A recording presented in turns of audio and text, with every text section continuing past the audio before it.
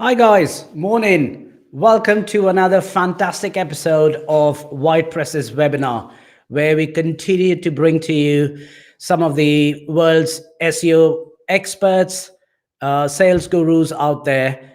And I'm really looking forward to introducing our new guest today. But let's just get some nitty gritties out of the way.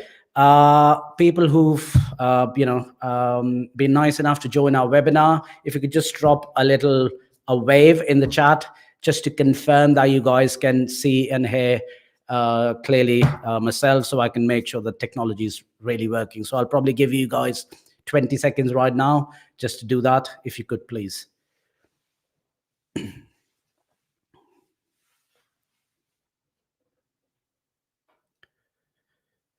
Brilliant. Looks like everything's working. Excellent. As I said, guys, welcome to a webinar titled Combining Sales Skills in SEO.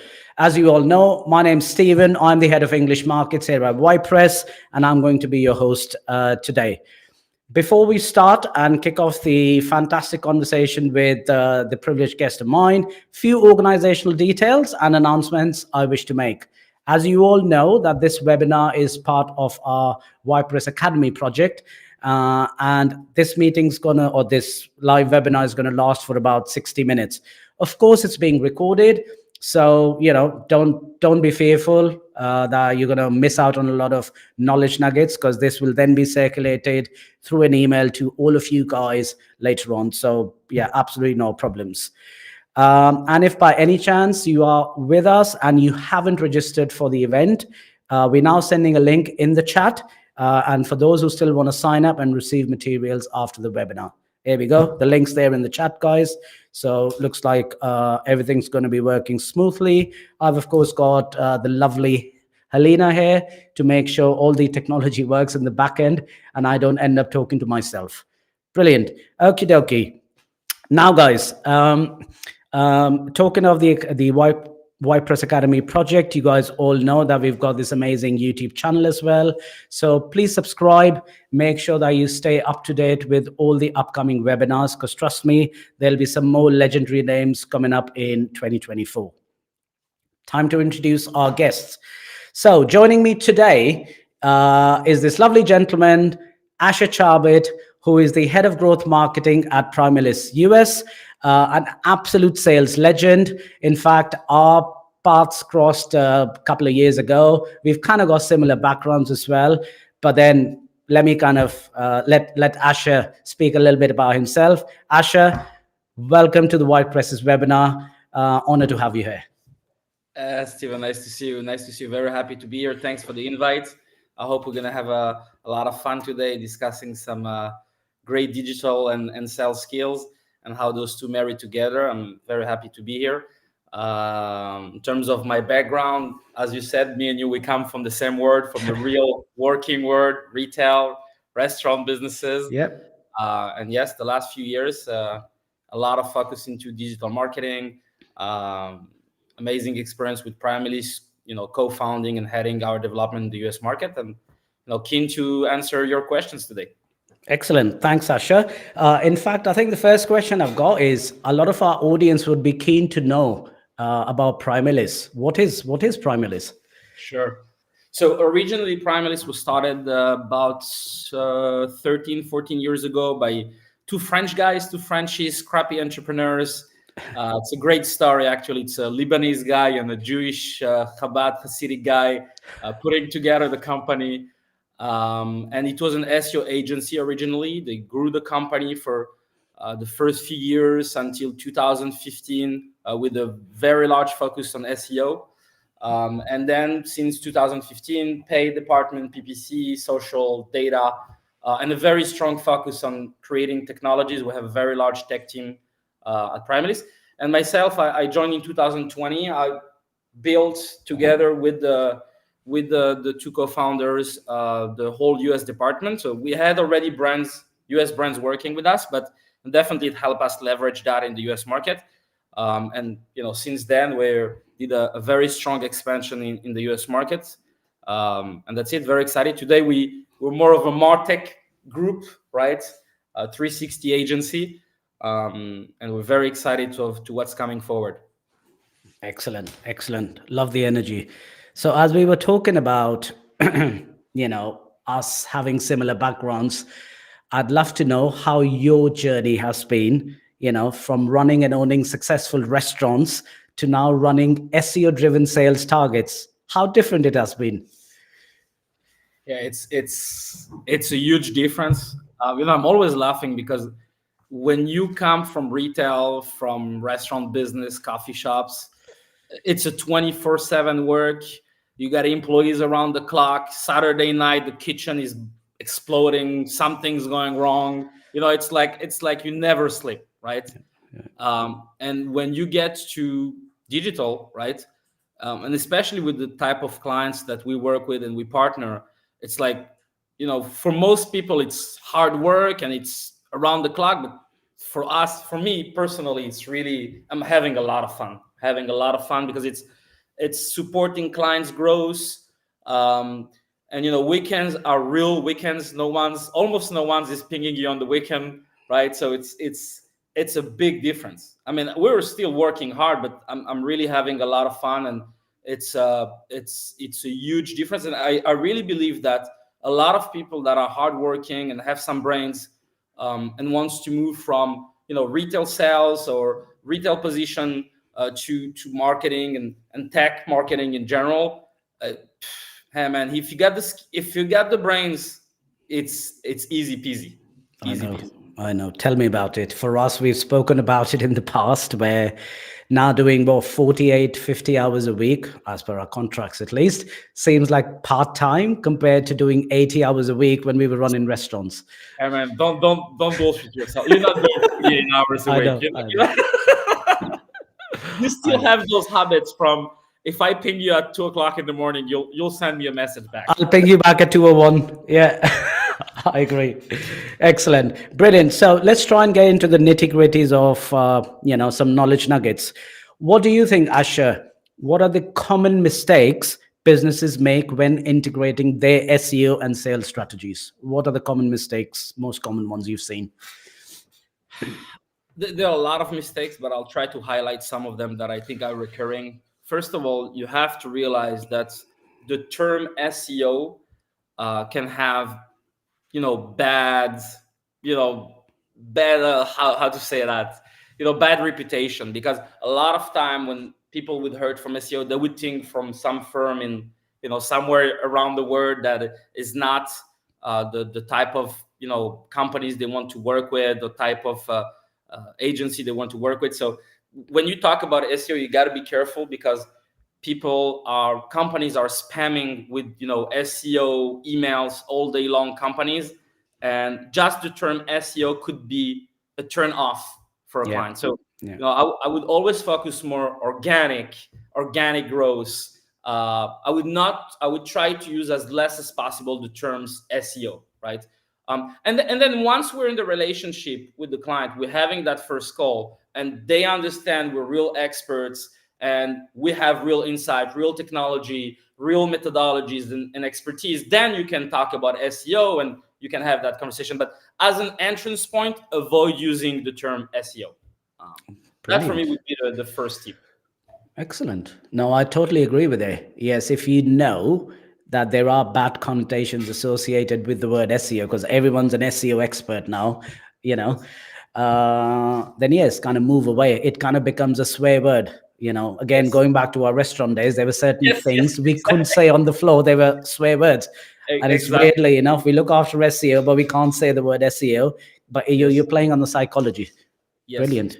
the terms. I mean, the language that you're using.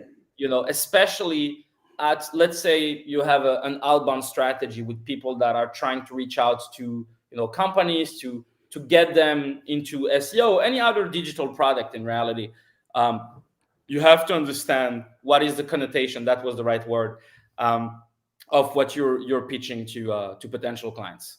And for me, that's like number one tip when starting. Other than that, I'll let you ask more, narrow questions so I can. Sure, Yeah. sure. But obviously, we kind of all know we do SEO. We do help people's, businesses, websites grow, organic traffic, all of that. So, in your opinion, how has the evolution of search engine algorithms impacted the relationship between SEO and sales? You get what, a million Google updates every year, and it keeps getting tougher and tougher because the thing you were pitching for or saying was the go-to strategy 6 months ago, boom, here comes in Google, slams you down. How do you pivot? How do you think? How do you navigate those waters? Yeah, so first of all, we got to make a difference between, if we're talking about sales, between people the outbound teams that their role is just to bring interest and to awake the interest of some potential clients, which is a different role from once you are in that conversation, which is more related to your question. So how do you deal with the fact that, hey, Google, now search generative AI, SERPs are going to be new. What's going to happen tomorrow? And it's always that same question. Is organic going to go down? What's going to change? Can you still do link building? All of those questions that are recurring for years. And what we've learned is, yes, while, Google can be trusted for a lot of things, they can be trusted for everything, right? And, I think link building is a great area to discuss that, where every year John Miller and the other guys comes in and say, hey, link building is finished. We're not gonna rank sites that are doing links, and it's total BS, right? For me, it's all about showing clients, because your question relates not only to SEO, it relates to social, it relates to Google Ads, it relates to almost every channel of acquisition where things are changing every day, every week, every month, right? So the real value that you would bring as an agency to a client is the fact that you have so many clients, you're so agile, you have such a big library of knowledge and expertise that you can bring them insights from other companies, right, that they wouldn't get as working for solo companies for 5 years, right? So that's really, for me, that's really where the added value of an agency comes in. It's strategic value and expertise, knowledge that we bring to the table. And then, we have to be honest, right? When a client asks me, hey, what's going to happen tomorrow with organic? I say, I don't fucking know, man.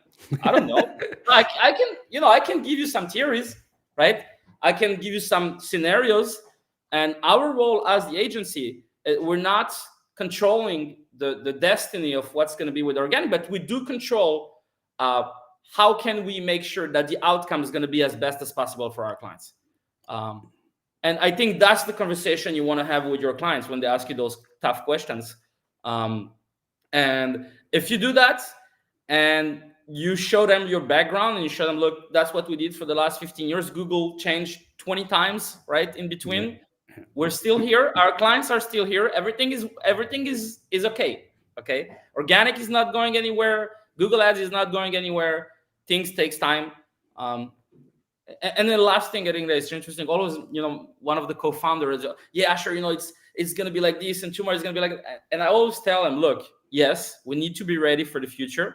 But remember, most people do not even know the difference between Google Ads and organic, right? So you have to remember that, right? So we are in the industry, so we know those things.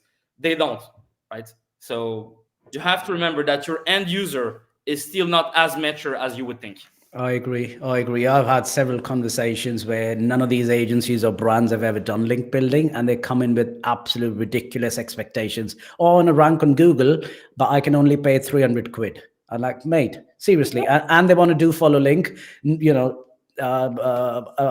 like editorial link coming back. I said, guys, seriously, wake up. That's not going to happen. I know what you're saying. Which brings me to this point, Asher, because I've heard a lot about how you guys have developed over time in Primalist. And this is kind of part of the same question I've asked, which leads me to this next question, talking about emerging trends in SEO that sales teams should be aware for their future growth. And I've heard so much about you guys having these fantastic softwares, which apparently you've launched in the market. I heard, on the grapevine, something about predictive growth, something about a brand called Crossbrand. I've got no idea what that is, and I'm sure me and the viewers here would love to know more about it. Yeah, sure. this was a big. I think there's two things. When we got to the US market, we started from scratch, right? And I started from scratch as well, right? So I came with some digital background. I had some marketing skills, but limited, and I had to learn everything. So I was day and night learning, testing, not sleeping. And I love to watch videos, ask questions, read articles, and I had to find ways to outbound, because hey, you start from zero. You don't have an inbound strategy. We didn't even have a website in English, right? To put it that way. And step number one we took was, I said, okay, guys, let's take the website we have, put it in English, put the big logos that we have in the European market, put them on the US market. So Salesforce, Amex, to show some early credibility. Yeah.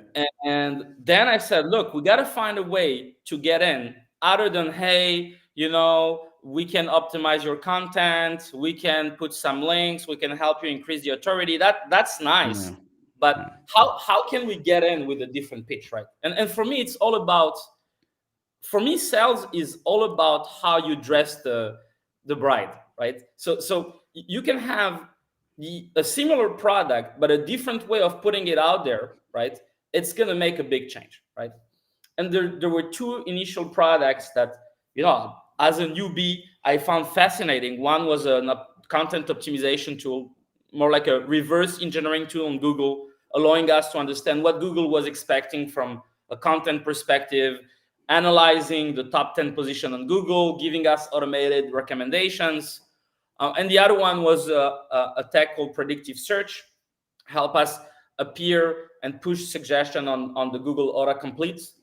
And that's how really at the beginning, we started to outbound. And we started to outbound with those tools, right? So a little wow effect, very simple. How can we help you customize, screenshots? And that's how we started, right? And then we had like 2 salespeople, and outbound videos, message, emails, calls, and that's how we got the first big brands. I mean, that's how we got, I don't want to name drop here too much, but Sure. that's how we got big names in the tech world, like multi-billion-dollar corporations, and that's how we got in. And I think it's important, if you're trying to get in, you gotta find a way. And if your company don't create those technology, you gotta find a way to, convince them to make it. Yes, exactly. The last tool, we created a tool that we're making bang with that right now. It's called cross brand. The idea, just as a short concept, is basically when companies are spending and investing a ton of money to protect their brand on Google, on Amazon, on all of the search engines, right? And there are a lot of times, let's say you're American Express, you can try to type it on your computer, you type American Express, and you'll see their ads going to be there, the organic result, there are no competitors, right? And the tool is basically built to recognize those scenarios where you would be the solo bidder and, bid and unbid or decrease the bid on those specific times during the day. So instead of getting a paid click, you're getting an organic click, or you're getting a paid click with a cost per click that's going to be much lower, right? And I made it super simple. We have a site on that, crossbrand.com. And I said in the last 8 months, we got to some of the largest players worldwide, banks, insurances, with outbound, right? And the simpler, the better, right? So just the value proposition, what we propose, 2 lines, get to a meeting, and that's it. And it's fascinating because the number of clients we got to start a relationship that way, and then went from that to, hey, you guys can help us with SEO. Hey, you guys can help us with paid. I had 3 companies the last 6 months, huge corporation, right? We show them the cross brand, okay? And they're so impressed. One of them is a UK company. It's a very, very large. And they say, look, this is the pay department. I'm the SEO guy. I'll show it to them. We'll bring them on. But he said, well, I went to your website. What are you guys doing for SEO? And that was a $500,000 deal, right?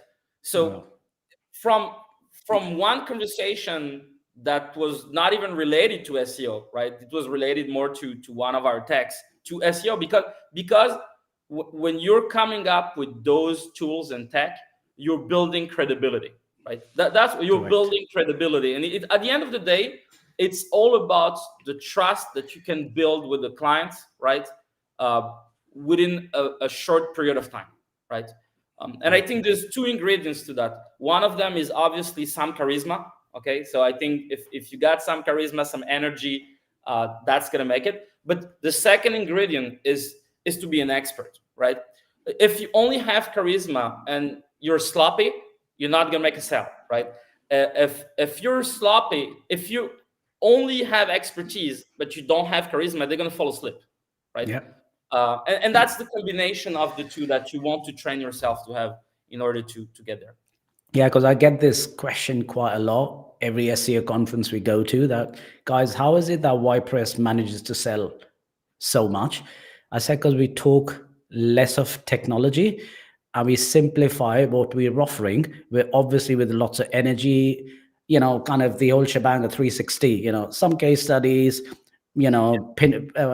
drop some names in there, which is literally, very quietly hitting the nail on the head until it's, deeper in the coffin and we've closed the deal. But yeah, it's fascinating what you said, that you were given a blank canvas in the US market and your market differential was, okay, let's go in with this technology where at least on the user side of things shows you a different world and never seen before. And I think that's another vital point you've made, because I've seen lots of agencies wanting to be different, but then they go absolutely batshit crazy because they create something which is not needed, because they just think, oh, let me just be different. But hang on, mate, no one's wanting it.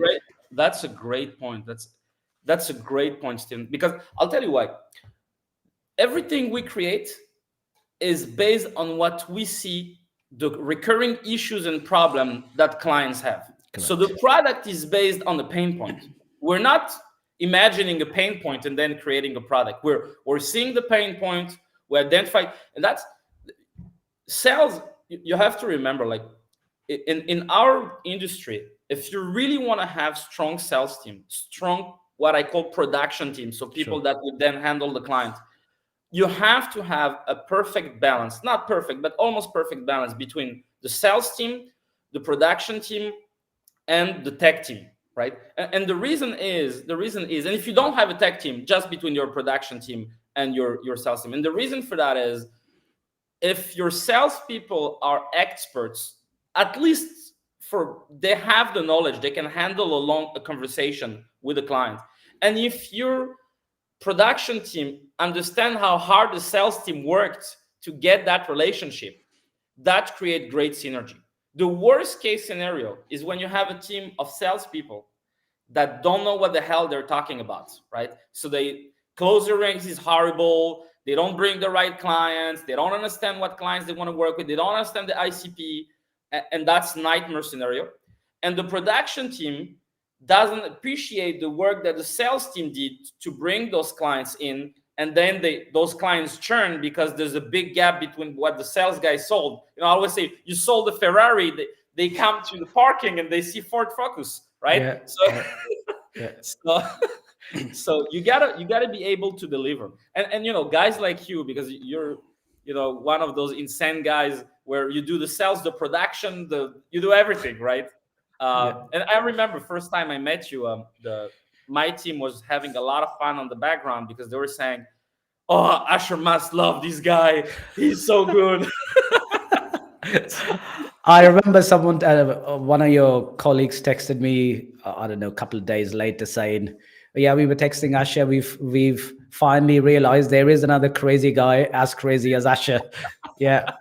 I know those conversations, but thanks, Asher. This is really, these are absolute knowledge nuggets. How you got to do the groundwork first to understand what are the problems.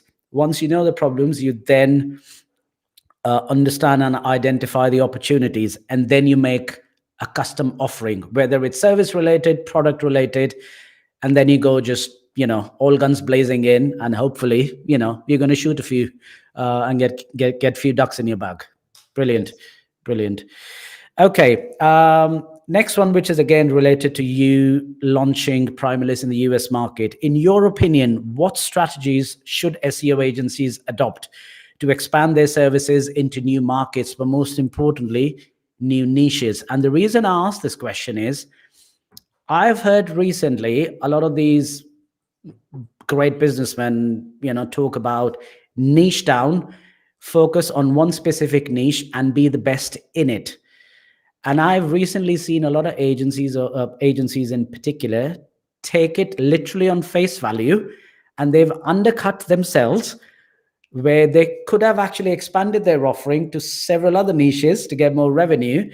But because they heard someone say something on a stage 10 times, they've ended up literally cutting their feet. So what do you think?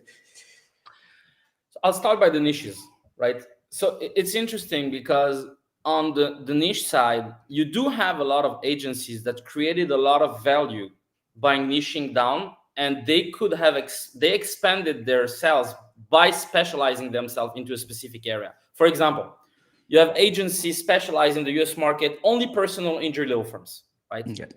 Guys that took agencies from $0 to $10 million in 4 or 5 years, right? And the main reason they were able to do that is because they found a niche where there's a lot of money, there's a lot of spend, and they found a niche where people are keen to hear, oh, you're the expert in my area. I remember when we started, there was a big law firm we were pitching. And he said, oh, we love your technology. You guys are definitely expert, but you only have 7 lawyers clients. And we're talking to that other agency that have 30 of them. That's all what they do. I said, listen, man, it's complete BS, right? Like at the opposite, we have expertise from other areas. So we're not only our vision is not narrowed down to just what you do. We have the expert in-house because we have clients only in your niche, but we also have a 360 vision that niche down agency don't. Anyway, the bottom line is we lost that deal, right? That's the bottom line. And we got him back a year later, by the way. But so there's a point even from a marketing perspective that when you niche down, it sells, right? Yeah. I'm only doing dentist. I'm only doing B2B SaaS companies, right? So it sells. So this is one point. And if you do it right, it's not wrong to do it, right? Then the worst you can do is to niche and then try to expand to other area expertise and doing it very badly. So there's a lot of companies, they're very good in SEO, and then they try to move to paid, they hire the wrong guys, the CEO and the co-founder have zero knowledge about that, and it all goes baboom, right? Yeah. Because they don't have the expertise. So if you want to expand, I'm all for it. We did it, right? We went from SEO to Google, to paid, to social, to data, to tech, and we were successful, thanks God, in all of the areas. But we hired the right people. We did it in the right time. We sold the product first. So this is a little bit, it's a discussion. Should you sell it first before bringing the expertise? Should you bring the expertise and then sell it? Yeah. I'm from the school. You sell it first, you bring the expert, right? It's a bit like, did the chicken come first, or yes, or the egg, was it the, right? yeah, Right, yeah. right. And but if you do it properly, then your potential for growth is much bigger, right? So for example, at Primalist, we don't have, like, I'd say 30% of our clients are tech companies, 30% retail, 30% big e-commerce, 10% law firms. I mean, we do every area, right? So, and we have, from each area, we have a bunch of clients, right? So what I do, for example, and that's interesting from a sales perspective, every time we get a leader from one of the areas, I have a few industries where we have 5 or 6 players from the same industry, okay? Leaders, right? And this works very well because from a sales perspective, if you tell the client, listen, I'm working with that, and that, yes, they might have some concern. Are you going to share the data? Blah, blah, blah, blah, blah. No worries. We have strong data policies, etc., etc.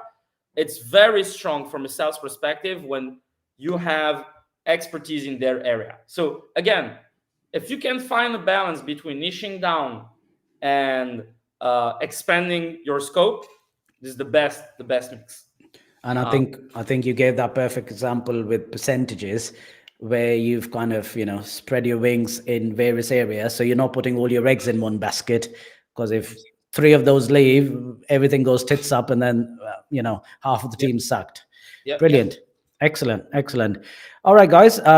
Time for a very short break, a little breather. Asha can, for a few seconds, grab a glass of water, coffee, glass of wine, whatever is your poison at this time of the day. But just a quick announcement, guys.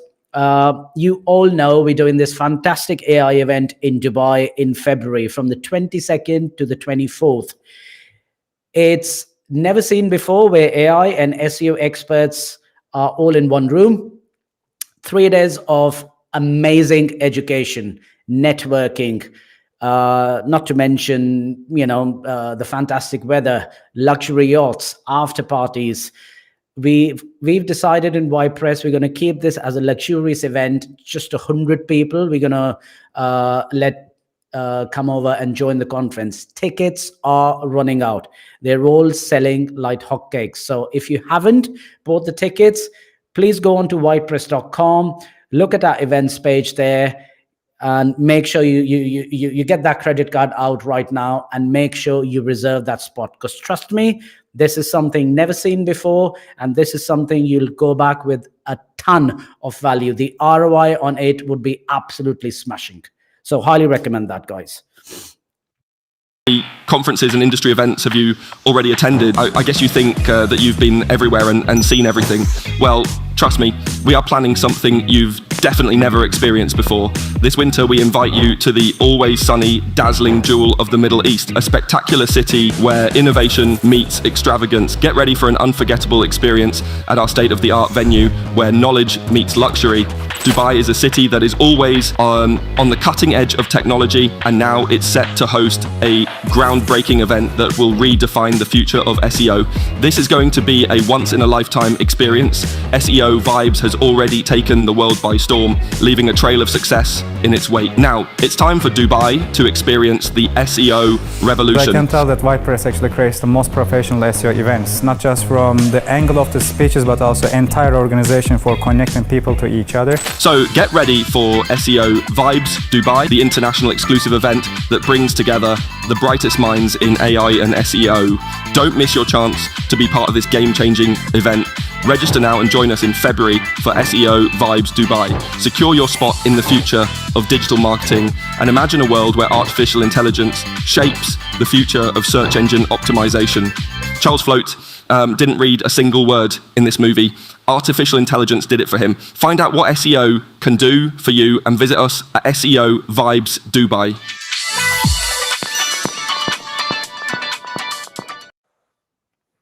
Brilliant. Excellent. Welcome back, guys. Welcome to part 2 of this fantastic webinar, this fantastic conversation with our esteemed guest, Asha Charbit from Primalist. Asha, I hope you've kind of rehydrated yourself. So let me just delve into part 2. You did, man. Brilliant. Okay. The next one. What do you think are the key factors to consider when scaling an SEO agency from a small to a mid-size or large operation? Right. Can you define like what would you call a small and mid-size and large, right? So let's say small agency having a portfolio of 10 clients, mid-size 50 clients, large operations where the sky's the limit. Okay, I hear it. Look, it's not for everybody. Okay, so it's the way you manage a 5-10 people agency, or that you manage a 30, 40, 50 people or 100 people plus, 200 people plus is very different. And we're going through the motions right now. For example, at Primalist, we're about 150, 160 right now, not counting some of the people externally. And it's a different animal, right? So if you just want to be the expert, right, niche down, have your 10 clients, live in Dubai, travel around the world, it's fine, right? If you want to build a real operation, I mean, you're gonna have to delegate, you're gonna have to structure, you're gonna have to think about how you structure your teams. It's like every company that you want to build, that you want to bring to the mid-size or enterprise level. And we have those challenges all the time. One of the restructuration we did last year was we used to have the business units, for example, separated. We used to have the pay department, the SEO department, the social department, the data department. And what the biggest change we did was we said, no, we're going to take teams, we're going to split them to business units, to squads, right? And each squad have their director that has a 360 knowledge, paid, SEO, social. Each one of them have a director of SEO, director of SEA, director of paid, director of data, and then all of the mix, all of the teams are working together, and they have their own customer success, their own sales team, all into like the agency within the agency, right? Gotcha. So then for us, it made it much easier to scale because it's like we have small agency owners inside the agency. So we have 5 business units. Each one of them have between 20 to 30 people, right? And it's like you have small agency within that larger umbrella. So again, there are no right or wrong answers for that. Sure. How to do it. There's different ways to scale your agency. But for me, that's the key factor is you have to understand it's going to be a different adventure if you have a 10 people, 50 people, 100 something people. And honestly, most people, I think they want to stay, 10, 20, 30 people max. And that's what they want to do. So it really depends. There's a lot of factors going in.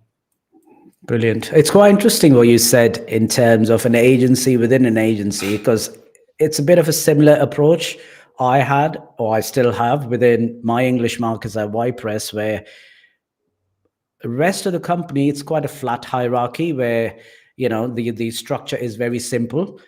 But because we grew so quickly, I had to bring in micro teams, and within those micro teams, I had managers on top of them to make sure that then take it as their own area, their own agency, their own numbers, whether it's KPIs being delivered for websites, whether it's account managers, keeping sure that the spend increases per account, and of course the sales managers. Quite interesting. Gives me a sense of peace when I hear you talking about similar strategies. I think I've done okay then. Yeah. Thanks for that. I get the key. The key really, it's to move away. When you're 10 people or 15 people, you can have one leader that leads everybody, and everybody is there executing on the vision, right? When you scale, you have to hire mini entrepreneurs, right, that are going to be able to take some of that weight from the CEO's back, the co-founders back, etc. If you're not hiring the right people, you're not going to be able to scale because you're going to burn out at some point, right? You can't handle by yourself 200 clients, 300. Of course. Brilliant. Thank you for that. Next one, which is, you did touch on it a little bit a while earlier, is, when an SEO agency is scaling up, how do you effectively balance acquisition of new clients while maintaining quality service for the existing ones during rapid growth? And rapid growth is where it becomes really difficult. I'm sure you've heard of the phrase, the coin, or I like to call it as a leaking bucket syndrome. You don't want having clients coming in and then going out the other way. And I think Primalist, with the tremendous growth you guys have, I'd love to know your opinion on this. Yeah, it's a great question. I think it's a challenge most agencies have. First of all, pick your clients right. Okay, I know most agencies don't have the luxury to do that, but I've learned very fast who are the clients I don't want to work with. Right? We're not going to get into that today, but this is super important. And then it's 2 things.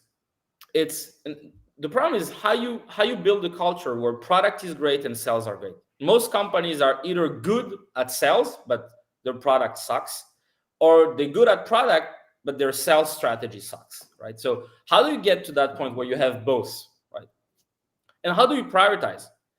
I was like, when we started in the US market, I remember like the CEO was like, oh, Asher, co-founder, let's go slow. Let's not go. I said, fuck that, man. What do you mean let's go slow? You got to go big, fast, right? And he basically, followed through and he said, yeah, but from a production perspective, we got to make sure. I said, listen, we'll sell, we'll hire the people, and we have a great product, we have a great delivery, we'll adapt the delivery to the US market, right? It's going to take a little time, going to make a few mistakes, and it's okay. But at the end of the day, if you have a great product, a great methodology, and a good structure, what do I mean by a good structure? At Primalist, we have very strong rules. One consultant cannot have more than 5 clients. Okay, so a lot of agencies make the choice of having one consultant, 20 clients. Yeah. Okay. Because the expert wakes up in the morning, he doesn't even know whose clients are, right? And that's how you churn a lot, because then your client pings, you get 20 clients jumping on your expert all day long, and they're losing clients. And because they're not charging expensive enough, right? So my rule of gold is each expert have to handle X amount of revenue for the company, right? So when client asks me, hey, you guys are a little bit more expensive, I say, listen, the price is not for discussion, because at the end of the day, you want great service, yes or no? Do you want a great product? Or do you want to try to bargain me for another $1,000 a month? And then I'll put another 2 or 3 accounts on the expert. You're not going to get the same delivery of quality. So this should be like, for me, this is a gold rule. Each expert, they don't get more than 5 accounts. Most of them have 4 accounts, right? And again, you have to adapt your market. So if you're in a market where you're selling to, smaller companies, right? So obviously it's a different ball game. It's going to be 10 clients, right? Because they're not paying you enough to have 4 or 5 clients. But you have to have a rule on that, right? And then it's all about, you have to make sure your team have clear routines, right? So they come in the morning. Most agencies don't have clear methodologies for their employees, right? So the guy comes in the morning, he doesn't know what he needs to check. Yeah. So you come in the morning, you check the KPIs of each and every one of your clients. What's their traffic? Was there a problem on their site? What are the metrics? How is revenue going? They have a set of metrics they need to go through. Then they have an hour, they need to ping back all of their clients, okay? Then they have a day where they do their weekly reporting and review to the clients, recap on the action that we're taking on the site, recap of the actions that they want to take next, and what's the impact of those actions, etc. It's all about visibility and communication with your clients. And if you build those methodologies, it's going to make it so much easier. And then you have, on every 5 experts on our team, we have 1 team leader that is handling those 5 experts and making sure that they're doing things right. And if you have, again, a good structure, then production is never a problem. And for me, it's not about, we got to a point in Primalist where we're enrolling globally 15 to 20 clients a month. Okay. Now, when I got to the agency, we were enrolling 5 clients a month. Okay. 4 or 5. Wow. So it's like 3 to 4 times what we used to do. Now we're hiring more aggressively. We're training more aggressively. Each time we see that we see, okay, you know what? The last 3 months, we got 15 new accounts every month. We look at the pipe. Okay, we know that the next 6 months, we're going to have 15 to 20 new clients every month. How many new people do we need? How many people we need to train? We're very big on numbers. Like, okay, how many people do we lose in a year in average? What's our churn, employee churn? Okay, sure. 5%. Okay, how many employees, how many senior we need to hire? What's the ramp up for each consultant? 2 months, 3 months? And you have to have all those formulas that's going to help you making sure that you can deliver on production. Okay. You're not overstuffed. You're not understuffed. Right. Yet challenging enough for everyone to still, within an entrepreneurial spirit, deliver what needs to be delivered. And I loved what you said right at the top of this answer, that when your CEO said, mate, let's go slow. And he said, F that, I'm going to go 3 times more, because I truly believe any entrepreneur, they should be willing to take risks. And of course, what you said was taking a calculated risk, but you've got to do that if you want to develop and have rapid growth. Otherwise, you run of the mill, plain Jane, just like any other agency out there. 100%. You have, because it's all about momentum at the end of the day, right? So, when we started in the US market, it was 100% outbound. Today, we have the privilege that outbound is only 30%, and it's much higher than what you used to be, because now we get a lot of referrals, a lot of inbound, companies referring us to other companies, and this is like a snowball, right? Yeah. And again, if you have the right people and you're building the right methodologies, everything is possible. Brilliant, brilliant. Loving that, guys. This is golden words of advice. So whether you run an agency, you run your department, you run your own little, I don't know, KPI driven task given to you, that's what it's needed. Once you get an entrepreneurial spirit and passion inside you, you can do wonders with what you're supposed to deliver. Brilliant. Next one, a very important question, which is very close to my heart. How can partnerships and collaborations contribute to the scaling of an SEO agency? Because I'm a firm believer, put your name out there, travel to 100 different places, visit 1,000 different conferences, boom, get your brand name out there. A lot of people do that, but still their ROI sometimes is absolute shite. So I want to get, kind of two answers, if I may, from this question. Sure. We got some people at the company only focused on networking. Okay. So we got, for example, 2 guys specifically in the sales team that most of their leads comes from networking. Okay. But they network all the time. A funny story. I was at my daughter's school. My daughter had her birthday 2 days ago, one of them. And I'm meeting a girl there that is a director of marketing at one of our largest clients. I didn't even know her, because we work with the director of SEO, we work with the director of paid, and we start talking and this and that. And she said, we start talking in Spanish and having connection. I said, "Oh, you're so nice. Do you guys work with that and that company, with huge insurance, multi-billion-dollar corporation?" I said, "Not yet, but they're on my list." "Oh, my brother-in-law is the CMO there. Just take his number. Tell her that Tali, gave the number, etc." It's crazy, right? Now you can't beat that, right? This is better than an inbound lead. It's better than anything, right? Because once it comes from a personal relationship, right? Nothing beats personal relationship. Nothing. At the end of the day, we have to remember we're social animals, right? Yep. And we work with people we like. Okay, that's the truth, and people don't understand that. Like, I'm not saying you should take advantage of the personal relationship, but sometimes it's a good card to have, right? When you have a personal relationship, if something goes wrong, or the goals were not reached, or the fact that you have that personal relationship, makes things easier. I agree. Leveraging these relationships in an honest manner, as you said. Yes. Let's all not be bastards about this and Yes. abuse that relationship, because it all comes back to you. Karma is a bitch, Karma as is a we all. bitch.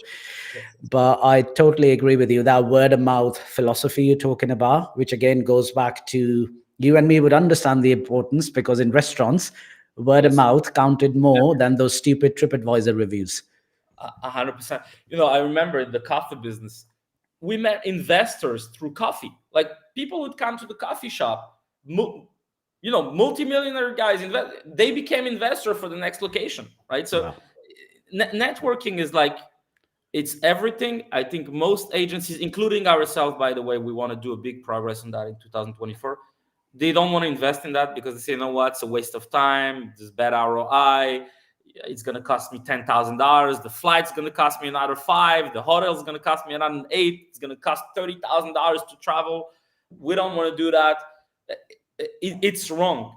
If you go to the right places, you'll meet the right people.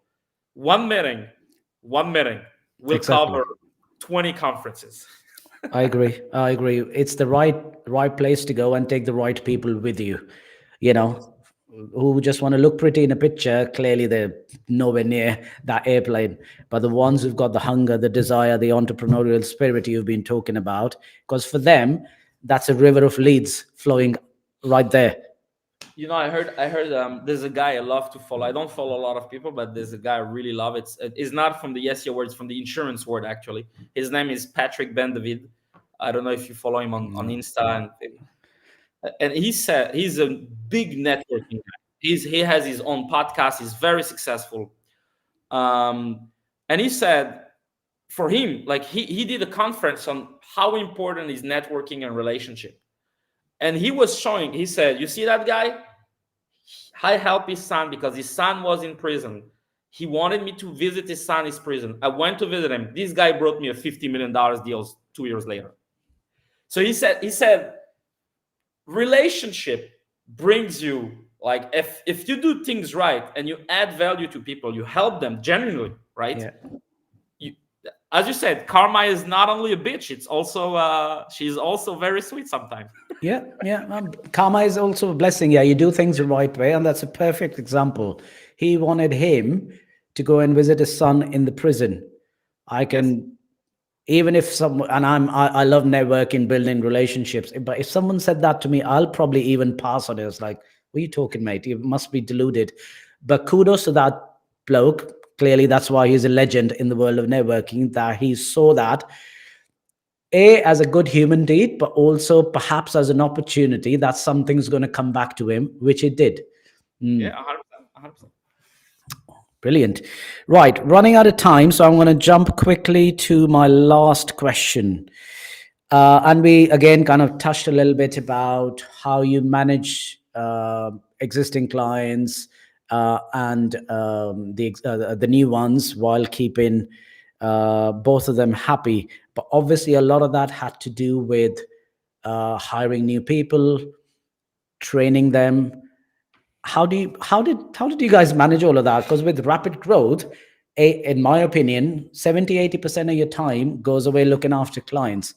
But then you have the newbies up there as well. So how do you balance both aspects to make sure your deliverables are in line? Yeah, it goes back to hiring the right people, putting them in the right position. When we start to scale, I saw it coming, right? So I was in between production and sales all day long. I said, okay, I need somebody to manage the sales. I need somebody with strong shoulders that's going to manage the outbound. And let me focus now in production, inbound, referrals, customer success, right? So today, for example, my time is spent 80% into building systems, working with the production team, working with the tech team. I'm spending way more time in that. I'm investing way more time than talking with new clients, because I have a very strong guy heading the sales team. But then when big clients coming in, big referrals, I'm obviously involved, right? Sure. But it goes back to how do you hire the right people and at the right time, not too fast, right? But not too slow. Meaning, if you hire them when you don't need them, you're going to waste money, you're going to waste time.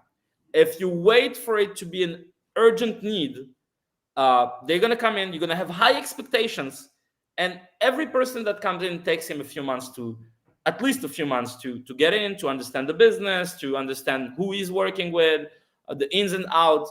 So for me, it's like, you have to build a great system. But I see that the question on the board, maybe that's a different one. That's probably setting ourselves up for the next one. Okay, but you're trying to.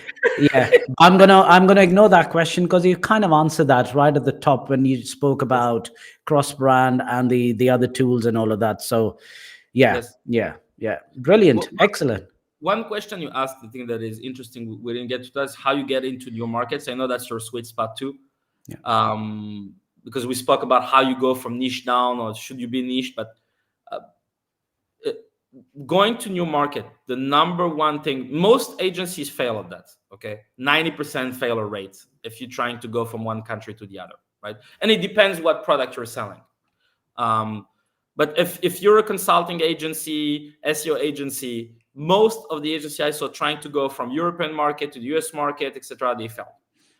The number one thing you need is somebody that speaks your language, that also understands your culture, that's going to be the giga broker on the other market, that understand both markets, right? And that's going to be able to be the bridge between those two markets. And you want that person to be sales oriented, growth oriented, and also to have the ability to learn fast, the expertise, or have already the technicalities. And that's how you get into a new market for me. And when you look at big companies, that's what they do. When you look at Starbucks, they go to Japan, they go to China. They don't say, hey, John is going to manage the whole. No, they go, they hire, somebody there. They have people there. Sometimes they even license it to a local, big brand, a big company that will manage that for them, because they understand we don't understand the culture, we don't understand the people, and we'll need to adapt our product. Brilliant. So well said. But all of those qualities, yeah, there are not too many out there, though, Asha. I'm sure you, very hard to find that diamond out there. Excellent. Brilliant, Asha. Listen, this has been absolutely, mind-blowing in terms of the knowledge, the information you've given, not just for me. I'm surely going to go back in my team and change and implement a couple of things based on the advice you've given.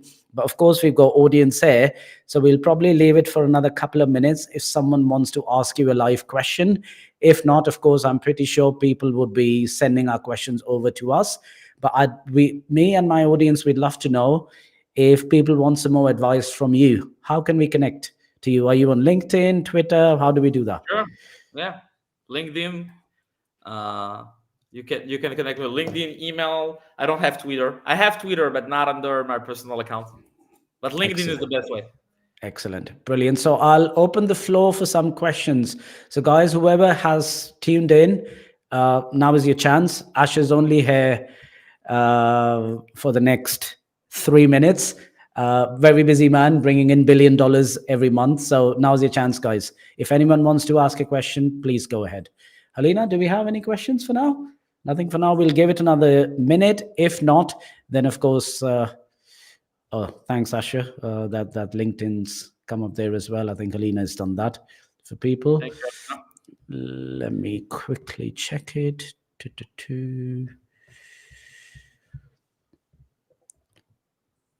Yep, I think everyone's been dumbfounded hearing all the knowledge nuggets and knowledge bombs you've dropped, which is amazing.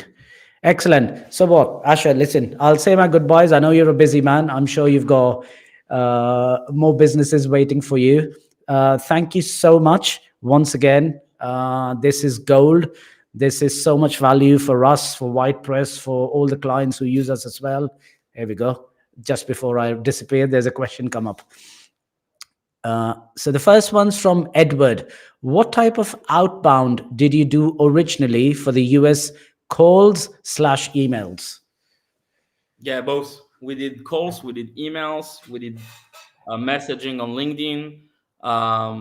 And it's too wide of a question, because at the end of the day, you can do 1,000 cold calls a day. It's not going to work. You can do 10,000 emails. It's not going to work. So it's not just about what format you're using, it's how you're using the format. And there's so many details that would come into how you build a successful outbound strategy. I'll give you one tip. Okay, so a big mistake we did at the beginning was we were giving our salespeople those huge leads lists with thousands of contacts, thousands of companies. And when we narrow down those lists and we say, you know what, we're going to create what's called diamond lists, right? With only a top 100 per sales per BDR, right? And we train those BDR, email, cold calls, etc., with a clear pitch on a clear product, niche down to each and every specific prospect, right? And we tell them, now for the next 3 months, your life is those 100 leads. I need 25 meetings from those. It makes it 100% easier because you centralize everything. And then, you know, they're going back to the same company, different people from all sides, from LinkedIn, from messaging, from email, from calling, until they get somebody that is in the right position to talk to them. So for me, that the narrow down focus was really key. Yeah, laser focus on the leads, but what you said, niching down on every lead on that list creates that personalization which people crave and they all talk about. Yes. Okay, I'm going to take 1 more minute of your time. We got Andrew here saying, when do you say no to their client? maybe their expectations are too much, or is there another element to it?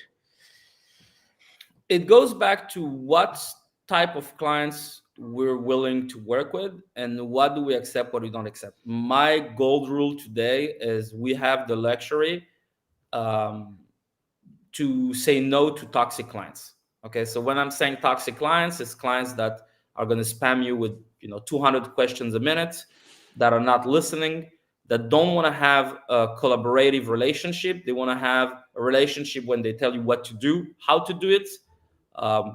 And this is something I maybe had 2 clients like that over my experience, maybe 3 in total. And when I recognize some of those patterns, even if they're willing to pay us $15,000 a month, I remember once we had a pitch with a very large marketplace, and I recognized right away that the guys are toxic, right? Real toxic. Like, I recognize their VP marketing was all over the place, screaming on the first few calls. And when he asked me for pricing, I said to the team, listen, normally I would price it 15 a month. Let's price it 50. And I did it as a joke. I did it as a joke because I said, listen, if I got to work with this guy, I'm not working for less than 50 a month, right? Sure. And that really goes back to, I'm not selling my soul to the devil, right? So I'm willing to do a lot of things to make a sale and to be successful, but short-term wins with the wrong kind of companies is going to be a long-term loss. Okay, yeah, because it stops you from then obviously reaching out to the bigger ones. Yeah, 100%. Completely agree. Great answer. Excellent. Once again, Asher, thank you so much for your time. Much appreciated. For our lovely viewers, guys, you will be receiving an email with the webinar recording later on today. I'm pretty sure you've all been amazed with the knowledge given by Asher. I think it's been lively. I think it's been exciting. Please subscribe to all our channels and make sure that you visit us for our next exciting guest, which would be in a month's time. Until then, all of you guys, have a good one. Cheers. Merry Christmas. Happy New Year. Asher, thanks once again. Much appreciated. Thanks, Steven. Bye, Andrew. Bye. Cheers. Bye.